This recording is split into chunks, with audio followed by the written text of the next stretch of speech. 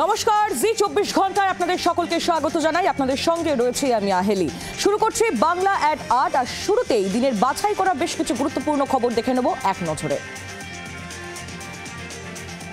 বাঙালি অস্মিতা ইস্যুতে আন্দোলনের ঝাঁঝ বাড়াতে কবিগুরুর বোলপুরকে বেছে নিয়েছেন মুখ্যমন্ত্রী। বীরভূমে পৌঁছলেন মমতা বন্দ্যোপাধ্যায়। কাল তৃণমূলের ভাষা আন্দোলনের সূচনা হবে বোলপুর থেকেই। পদযাত্রা করবেন মুখ্যমন্ত্রী। এই প্রেক্ষাপটে জল্পনা অনুব্রত মণ্ডলকে নিয়ে নেত্রীর পাশে কি দেখা যাবে অনুব্রতকে? 21-এর মঞ্চের আশেপাশে কেষ্টকে দেখা যায়নি বলেই জল্পনা রাজনৈতিক মহলে। কি হবে আগামীকাল? ডালপালা মেলছে জল্পনা। জলমগ্ন মালদার রতুয়া, ক্ষোভের মুখে বিজেপির সাংসদ। রতুয়ায় এসে দুর্গতদের ক্ষোভের মুখে পড়লেন বিজেপির সাংসদ খগেন মুর্মু। বিজেপির সাংসদের প্রতি ক্ষিপ্ত সাধারণ মানুষ, গ্রাম ছাড়লেন সাংসদ।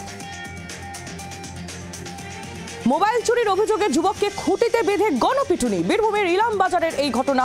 খড়ই মোড়ে সাপ্তাহিক হাটে এক যুবকের বিরুদ্ধে মোবাইল চুরির অভিযোগ ওঠে। সন্দেহভাজন ওই ব্যক্তিকে আটক করে তাকে সার্চ করতেই বের হয় মোবাইল। এরপরই উত্তেজিত জনতা তাকে খুঁটিতে বেঁধে মারধর করে। যুবকের মাথা ন্যাড়া করে দেয় উত্তেজিত জনতা। ঘটনাস্থলে পুলিশ গিয়ে অভিযুক্ত যুবককে উদ্ধার করে। বাড়িতে একা পেয়ে মহিলাকে ধর্ষণের অভিযোগ প্রতিবেশীর বিরুদ্ধে। চিৎকার করলে ছুরি দিয়ে হামলা। হাতে নাতে ধরা পড়ল অভিযুক্ত। শিলিগুড়ির ফাঁসি দেওয়ার বলাইগঞ্জ গ্রামের এই ঘটনা।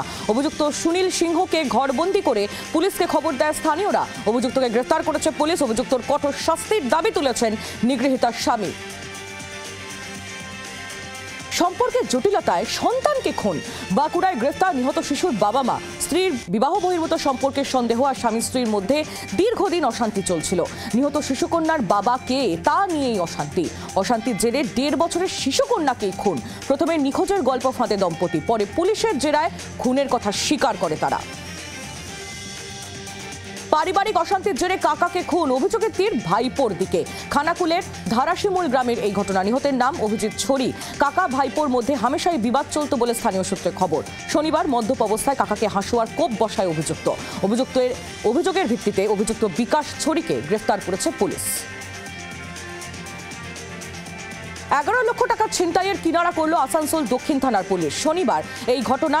ব্যবসায়ী রাকেশ ঝুলানিয়াকে কর্মচারী থেকে প্রায় 11 লক্ষ টাকা ছিনতাই করে দুই দুষ্কৃতী।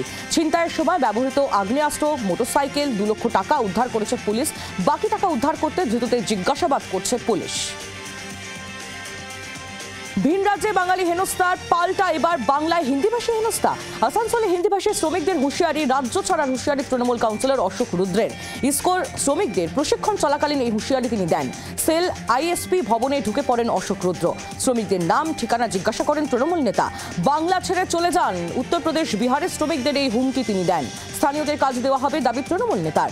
কড়া সমালোচনা করেছেন আসানসোল দক্ষিণের বিধায়ক অগ্নিমিত্রা পল। বাংলাদেশ সীমান্তে অনুপ্রবেশ রুখল বিএসএফ। নদিয়ার তেহট্ট থেকে বিএসএফ এর হাতে আটক এক বাংলাদেশি।